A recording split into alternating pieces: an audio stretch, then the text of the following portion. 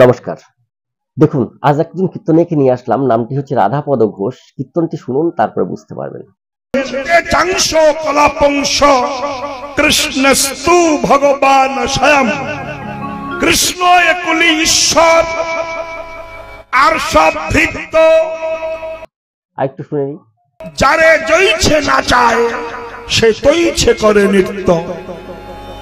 কৃষ্ণ একুলি ভগবান, বুঝে গেল কি? তিনি কি বলছেন?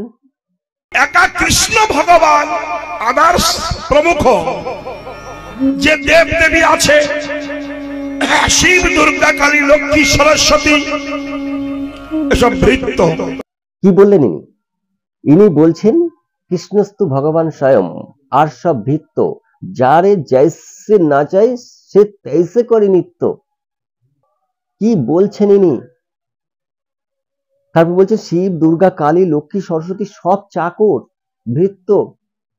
এইসব কীর্তনিয়াদের যদি বয়কট না করেন, তাহলে হিন্দু সনাতন ধর্ম জাগ্রত হবে কি করে? কি করে এক হবে? যত কীর্তনিয়া আছে সবাইকে বয়কট করুন, কারণ কীর্তনিয়ারা তত্ত্ব বোঝে না। এইসব কীর্তনিয়াদের দিয়ে কীর্তন করাবেন, ততক্ষণ হিন্দু সনাতন ধর্মের কোনো উন্নতি হবে না, বরং অবক্ষয় হবে। প্রচুর মানুষ এই একদিন এই রাধাপদ ঘোষের এই কীর্তন শুনে এনার পরিবার থেকে কেউ না কেউ এই বিরোধিতা করে বলবে, তোমার এই ধর্মের থেকে তো ইসলাম ধর্ম ভালো বা খ্রিস্টান ধর্ম ভালো বলে চলে যাবে। দেখুন, এই সব কীর্তনিয়াদের দিয়ে যদি কীর্তন করান, তাহলে হিন্দু ধর্মের কোনো মঙ্গল হবে না। এখনই বয়কট করুন। এদের বয়কট না করলে হিন্দু সমাজ কখনো জাগ্রত হবে না। কারণ কেউ বৈষ্ণবপন্থী হয়ে থাকবে, কেউ শৈবপন্থী, কেউ শাক্তপন্থী। শৈবরা বলবে শিব হলো পরমেশ্বর ভগবান আর সব চাকর, তেমন শাক্তরা বলবে একমাত্র পরমেশ্বর ভগবান হলো দুর্গা বা কালী। বৈষ্ণবরা যেমন বলছে একমাত্র পরমেশ্বর ভগবান হলো কৃষ্ণ, শ্রীকৃষ্ণ, তেমনি গানপত্যরা বলবে যে একমাত্র ভগবান হলেন গণেশ। তেমন যারা সৌর আছে তারা বলবে সূর্য। এমন প্রচুর মতো। এবং অনুকূল পন্থীরা কি বলবে? যে অনুকূল হলো পরমেশ্বর ভগবান। বলবে না, বলছে তো, অনুকূল হলো পরমেশ্বর ভগবান। রামকৃষ্ণ পন্থীরা বলছে রামকৃষ্ণ দেব হলো পরমেশ্বর ভগবান। মতুয়াবাদীরা বলছে হরিচাঁদ, গুরুচাঁদ এরা হলো পরমেশ্বর ভগবান। কবির পন্থীরা বলছে কবির হলো পরমেশ্বর ভগবান। হাই রে! ঈশ্বর এক এবং অদ্বিতীয়, তিনি সর্বত্র বিরাজমান। তিনি শিব রূপে যেমন সবকিছু লয় করছেন রুদ্ররূপে, তেমন তিনি বিষ্ণু রূপে সবকিছু পালন করছেন। আবার ব্রহ্মারূপে তিনি সবকিছু সৃষ্টি করছেন। কিন্তু ইনি বললেন কি শিব, ব্রহ্মা, লক্ষ্মী, সরস্বতী এগুলো হলো চাকর। কবে জাগ্রত হবে আমাদের হিন্দুরা? কবে জাগ্রত হবে? এইসব কীর্তনিয়াদের কবে বয়কট করবে? আজ থেকে শপথ নিন যে এই কীর্তনিয়াদের দিয়ে আর কখনো কীর্তন করাবেন না। কারণ কীর্তনিয়ারা যতক্ষণ না সত্যকে জানছে, ততক্ষণ তাদের দিয়ে কীর্তন করিয়ে হিন্দু সমাজের কোনো মঙ্গল হবে না। লক্ষ লক্ষ টাকা লুটে নিয়ে চলে যাবে। এরা কি বিক্রি করছে দেখুন। আর যারা শ্রোতা আছে, এই কীর্তন আসরে বসে থাকে, নিচে বসে বসে কীর্তন শুনে, কেউ দাঁড়িয়ে দাঁড়িয়ে কীর্তন শুনে, এরা কারা? এইসব ক্রেতারা কারা? কারা? যারা বলতেও পারে না, প্রতিবাদও করতে পারে না। কান ধরে নামিয়ে এনে যদি বলে যে তুমি কি বললে, তাহলে এমন কীর্তন বন্ধ হবে। আপনারা এই কীর্তনিয়াদের বয়কট করুন, বয়কট করুন। হিন্দু সনাতন বৈদিক ধর্মকে বাঁচাতে হলে এইসব কীর্তনিয়াদের বয়কট করা প্রয়োজন আছে।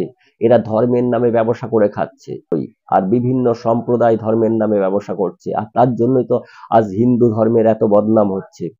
নাস্তিকরা বদনাম করছে, মুসলিমরা বদনাম করছে, বৌদ্ধিস্টরা বদনাম করছে, হিন্দুরা নিজেরাই বদনাম করছে। কারণ এই কীর্তনিয়াদের জন্য, সত্যকে জানতে না পারার কারণে।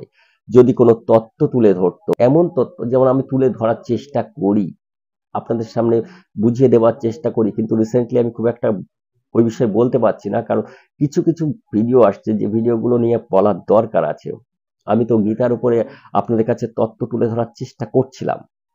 আপনি শ্রীমদ্ ভাগবত পুরাণ, মহাভাগবত পুরাণ, দেবী ভাগবত পুরাণ, দেবী পুরাণ, পদ্ম পুরাণ, স্কন্দ পুরাণ, বেদ, উপনিষদ ইত্যাদির উপরে আমি ভিডিও করতেই থাকবো। আমি আপনাদের সামনে তো তত্ত্ব তুলে ধরবই, সত্যকে তুলে ধরবই, সত্যকে প্রকাশিত করবই। যদি একজন মানুষের সেই সত্যকে গ্রহণ করে নিজে জীবনে উন্নতি করতে পারে, নিজের জীবনে সে সফলতা পেতে পারে, এটাই আমার লক্ষ্য। কিন্তু এইসব কীর্তনিয়ারা আপনাদের কাছ থেকে পয়সা লুটে নিয়ে চলে যাবে। বন্ধ করুন, বন্ধ করুন এদের দ্বারা কীর্তন। হাত জোর করে মিনতি করছি, এদের দ্বারা কীর্তন বন্ধ করুন। এইসব কীর্তনিয়াদের যতক্ষণ না বয়কট করবেন ততক্ষণ আপনার লস আর লস, ক্ষতিরই সম্মুখীন হবেন। জীবনে কখনো ভগবানকে দেখতে পাবেন না, ভগবানকে জানতে পারবেন না, ভগবান কি বুঝতে পারবেন না। শুধুমাত্র আপনার কষ্টার্জিত অর্থ এরা লুটে নিয়ে চলে যাবে। সেই অর্থের বিনিময়ে একটি শিশু স্কুলে যাবে না, অসহায় মানুষেরও কোনো উপকার হবে না। এ গিয়ে এর ভুঁড়িটা বাড়াচ্ছে, ভালো রিল্যাক্সে ঘুমাচ্ছে, ভালো ঘর ভালো খাটে থাকছে।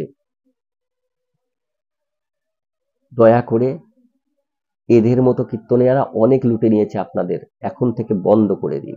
এদের কীর্তন গান যতক্ষণ না বন্ধ করবেন ততক্ষণ আমাদের হিন্দুদের কোনো মঙ্গল হবে না। এবার আপনাদের বিচার, আপনাদের বিশ্লেষণ, কারণ আমরা শুধু জানাতে পারি, আপনারা আপনাদের চিন্তা ভাবনা তো আপনার নিজের করে। আজ এখানেই শেষ করলাম। সকলেই ভালো থাকুন, সুস্থ থাকুন এবং সকলকে ভালো রাখুন। আর ভ্রান্ত মতবাদে চলবেন না। সকলকে অনেক অনেক ধন্যবাদ। নমস্কার।